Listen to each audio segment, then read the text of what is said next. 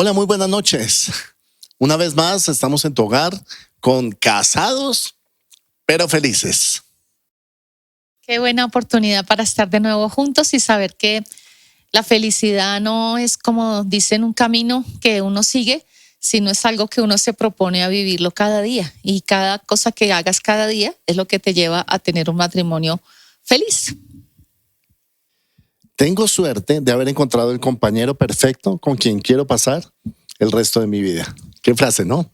Otra gran frase que dicen es que no se trata de ser una linda pareja, sino se trata de ser un gran equipo. Y eso es lo que anhelamos, que en este tiempo Dios forme en cada pareja de la Iglesia Ríos de Alabanza o de cualquier pareja que nos está escuchando, una pareja que es un tremendo equipo y a la vez una linda pareja. Por eso esta noche te tenemos un tema espectacular. ¿Cómo resolvemos los conflictos, las parejas que somos cristianas? Y tal vez estos días has tenido la oportunidad de estar con tu familia, pero a la vez se pone tenso la situación, el ambiente. Los hijos por un lado, tenemos que atender las labores del hogar, también lavar los platos y, por supuesto, trabajar.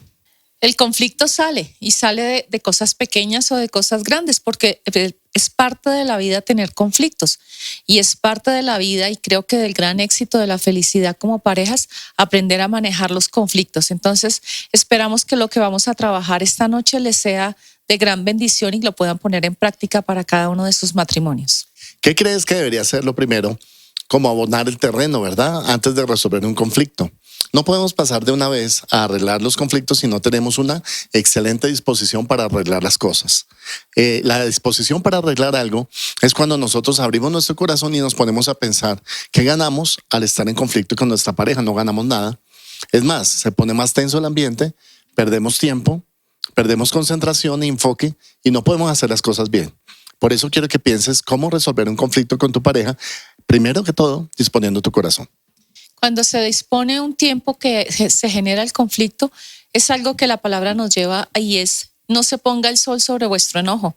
Uno no debe evadir el conflicto, pero tampoco puede vivir en conflicto todo el tiempo. Entonces, uno de los grandes inicios para esta noche es que tú sepas que debemos aprender a manejar el conflicto, no vivir en conflicto y sacar un tiempo inmediatamente que pasa este conflicto para solucionarlo.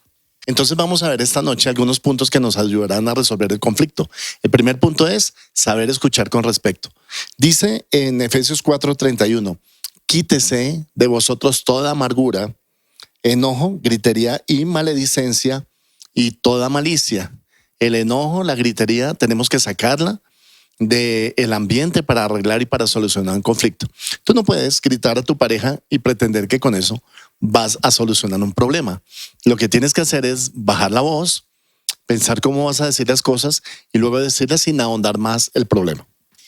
La siguiente parte que es muy importante es que siempre tenemos que reconocer que son ambas partes.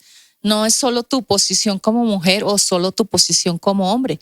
Siempre es necesario ponerse en los zapatos del otro, porque los sentimientos de la otra persona siempre serán valederos.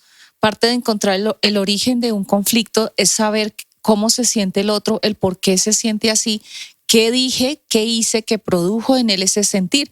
Entonces, parte de muy importante es: reconoce que no solamente importa lo que tú sientes o lo que tú piensas, sino lo que el otro piensa, lo que el otro siente. Son ambas partes y siempre colócate en los zapatos del otro. Sin colocarse en los zapatos del otro nunca podremos resolver ningún conflicto. El tercer punto es muy sencillo, es saber fluir en el perdón.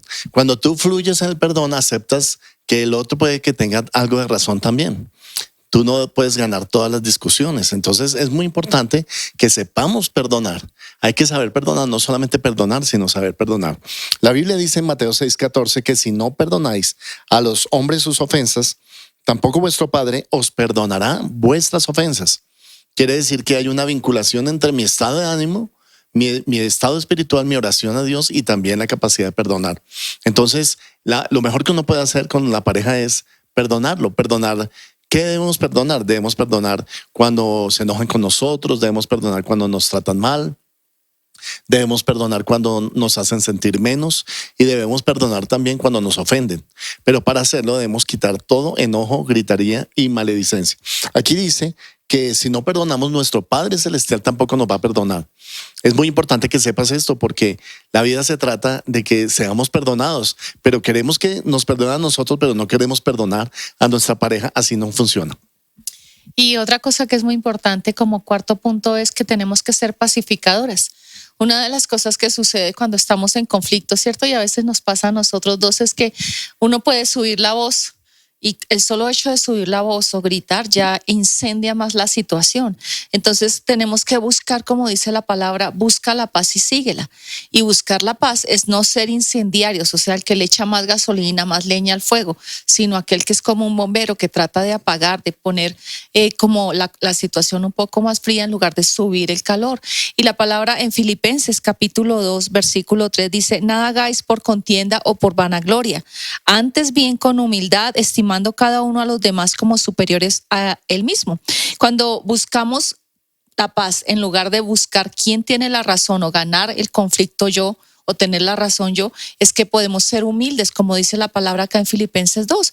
Y cuando nosotros somos humildes, estamos estimando al otro, que el otro también tiene un valor. Cuando el orgullo se levanta, la paz sale por la ventana. Y es algo que tenemos que saber, que para que haya paz tiene que haber humildad. Y parte de solucionar un conflicto como pareja es ser humildes y podernos respetar y valorar el uno al otro, ¿cierto? El quinto punto es tener en cuenta las emociones de los demás y saber controlar las nuestras propias. Entonces tenemos que fluir emocionalmente. Hay emociones negativas cuando se trata de resolver un conflicto, pero también hay emociones positivas. Las positivas van a ser el agrado por resolver el conflicto, la paz que viene después de resolver el conflicto, pero muchas veces hay que pasar también por emociones negativas para resolverlo. Una persona que es dueña de sí mismo va a tener en cuenta que las emociones negativas lo van a llevar a emociones positivas necesariamente. Ahora, ¿cómo trabajar las emociones? Primero debes conocer tus propias emociones. Eres una persona emocional, te gritas fácilmente, te alteras fácilmente, estás estresado todo el tiempo. Entonces así va a ser muy difícil que logres controlarte para resolver el conflicto. Lo mejor es que puedas apaciguar tu corazón. Entonces tú en oración buscas la paz, la sigues y después de que estás en un estado de calma emocional, ahí sí puedes dialogar, porque no se puede dialogar a menos que se tenga paz interior. Una de las cosas maravillosas que he encontrado en el Evangelio es que el Señor me da una paz que el mundo no entiende, y esa paz me lleva a mí a que yo pueda controlar mis emociones y también entender las emociones de mi pareja. Y otra parte que es muy importante es saber que nuestro matrimonio vale más que cualquier conflicto. Y cuando sabemos esto, vamos a dar la proporción al problema en la medida justa, porque a veces nos ahogamos en un vaso de agua o, como dicen, nos tropezamos con un dedito. Y significa esto que agrandamos, agigantamos, maximizamos una situación. Y esto no debe ser así. Nosotros tenemos que aprender algo que es clave en nuestra vida. Y una cosa clave es saber que cualquier conflicto, por grave, por difícil que sea, nunca va a tener el mismo valor o la misma relevancia que nuestro matrimonio. Siempre dale el valor a tu matrimonio que es. La palabra nos dice cuando nosotros nos casamos, dejamos a papá y a mamá para ser uno. Y cuando estamos atacando al otro o poniendo un conflicto más alto que el valor y ponemos en juego el matrimonio por un conflicto, no estamos valorando, no estamos teniendo la proporción, la perspectiva correcta. Siempre tu matrimonio va a valer más, ¿cierto, amor? Que el matrimonio vale más que cualquier conflicto, que cualquier diferencia, que cualquier discusión. Y nosotros tenemos que tener esto muy claro para poder solucionar ese conflicto. Cuando nosotros damos el valor, y la palabra de Dios nos lo dice, le damos el valor, es como lo que dice la palabra en Cantares capítulo 8, versículo 6, ponme como un sello sobre tu corazón y como una marca sobre tu brazo, porque fuerte es como la muerte el amor, y sus brasas son brasas de fuego. ¿Pero por qué? Porque valoramos el amor. Nosotros nunca podemos por un conflicto dudar del amor que tenemos hacia el otro, dudar de lo que vale nuestro matrimonio. Entonces siempre valora tu matrimonio y dale el lugar a los conflictos y la proporción que cada cosa tiene que tener en su debido momento. Número 7, saber ser humilde. Uno tiene que ser humilde y también valorar al otro. Cuando tú solamente valoras tus opiniones o lo que tú piensas, pero no valoras la perspectiva de la otra persona, no vas a poder llegar a un acuerdo en un conflicto. Pero cuando tú eres humilde, alguien de los dos empieza a bajar la cabeza y dice, sí, me equivoqué, perdóname, en esta oportunidad voy a cambiarlo. Es mucho más fácil que la otra persona tenga en cuenta esto. ¿Por qué? Porque al ser humilde, abre la puerta del corazón de la otra persona para que te escuche y también te perdone. Pero cuando eres altivo, orgulloso, soberbio, no dejas que la otra persona hable, va a ser muy difícil que puedan encontrar la paz. Entonces, la humildad del Señor nos la enseña de la siguiente manera. Dice, que haya pues en vosotros este sentir que hubo en Cristo Jesús, el cual no estimó el ser igual a Dios como cosa que aferrarse, sino que se despojó a sí mismo, haciéndose siervo. Y esto está en Filipenses capítulo 2, versículo 5. Tú también debes tener un corazón humilde para poder desarrollar el diálogo y llegar a resolver el conflicto. Y otra cosa que es muy importante también para nuestras vidas es saber visionar qué cambios tenemos que hacer a raíz de este conflicto. Nosotros podemos ver el conflicto como un enemigo o como un descubrimiento del otro y de nosotros mismos. Cuando generamos conflictos podemos saber cómo reaccionamos, cómo manejamos nuestras emociones, qué nos altera, qué nos ofende, qué nos duele. Y eso puede generar un descubrimiento de lo que eres tú como pareja, pero también lo que eres tú como individuo, como persona, como hijo de Dios. ¿Qué armas tienes? ¿Qué ha trabajado el Espíritu Santo en tu corazón? La mejor escuela del Espíritu Santo creo que es el hogar. ¿Por qué? Porque en el hogar es como somos, en el hogar es donde Dios puede trabajar lo que somos, las falencias que tenemos. Y cuando visionamos el origen del conflicto y lo vamos descubriendo, podemos visionar los cambios. Parte del arrepentimiento de no herir a la otra persona es tomar un rumbo de cambio, de transformación. Entonces mira los conflictos como parte del proceso de crecer como pareja. Las parejas que no crecen con los procesos, sino que se enredan en los conflictos y se quedan amarrados a los conflictos, son parejas que por ende van a tener en su vida un estancamiento como matrimonio. Y nosotros debemos aprender a descubrirnos como pareja, aprender a descubrir que el conflicto genera en nosotros un conocimiento mutuo, un conocimiento para conocer cómo es también el otro, cómo reacciona. ¿Qué no debo hacer yo que le duele al otro? Yo recuerdo hace algún tiempo, ¿te acuerdas que yo dije la palabra y me muero de la pena? Y Juan Carlos se enojó tanto ese día y yo no había descubierto que cuando Juan Carlos decía tenía una herida porque alguien lo había tratado a él hacía muchos años en la empresa y diciéndole me muero de la pena, y siempre entraba a gritarlo a la oficina diciéndole me muero de la pena, y Juan Carlos no le gustaba esta frase. Pero solamente hasta que yo la dije, descubrimos lo que producía en él, porque yo no lo sabía. Entonces, siempre nosotros tenemos que aprender que cada frase, ¿cierto? Cada cosa que vivimos nos va a ayudar a crecer. Entonces yo ya no voy a decir me muero de la pena, porque o si no se transforma en Hulk. Entonces yo ya sé que no debo decir esa frase. No era me muero de la pena, sino me muero de la pena. Y entonces ya no nos morimos de la pena, sencillamente quitamos esa frase y podemos coordinarnos y estar en una relación de coinonía, de comunión, porque nos vamos conociendo. Entonces, una invitación para este cambio, de visionar estos cambios que para que no se presente el mismo conflicto, es toma medidas de cambio en ti mismo, pero también habla con tu pareja, y que cuando terminen cada conflicto deben terminarlo en oración pidiéndole a Dios, ayúdanos a cambiar por amor al otro, por amor a ti mismo. Haz que el Espíritu Santo sea el árbitro de nuestras discusiones. Miren, cada vez que tú le permites al Espíritu Santo trabajar en tu corazón y ser el árbitro, y la palabra de Dios es tu autoridad en tu casa, en tu vida, ningún conflicto te va a enredar. No vas a quedar preso en la ofensa ni en el dolor, ni te vas a enganchar en una pelea con tu pareja, sino que al contrario, las discusiones nos tienen que llevar a tener más unidad.